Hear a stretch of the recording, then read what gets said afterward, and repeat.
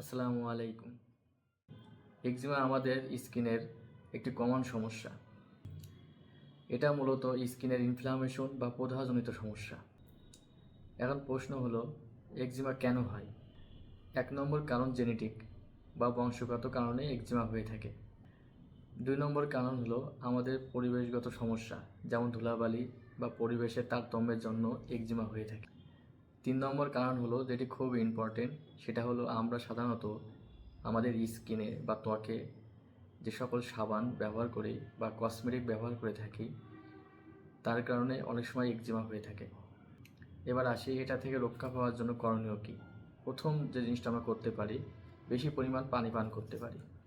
2 নম্বর, মানসিক টেনশন কমাতে পারি। বা 3 নম্বর যে জিনিসটা করতে পারি, সেটা হলো আমরা যে সকল সাবান বা কসমেটিক আমাদের ত্বকে বা স্কিনে ব্যবহার করি, সেটা থেকে বিরত থাকতে পারি।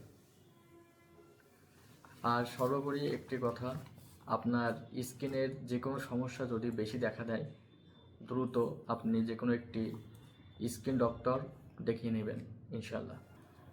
আবার দেখা হবে অন্য কোনো ভিডিওতে। সেই পর্যন্ত আল্লাহ সুবহানাহু ওয়া তাআলা আপনাদের সবাইকে সুস্থতা দান করুক, এই কামনাই করে আমার ভিডিও শেষ করছি। আসসালামু আলাইকুম ওয়া রাহমাতুল্লাহি ওয়া বারাকাতুহু।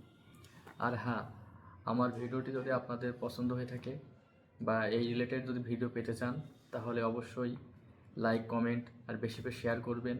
আর আমার ইউটিউব চ্যানেলটি সাবস্ক্রাইব করে দেবেন ইনশাআল্লাহ।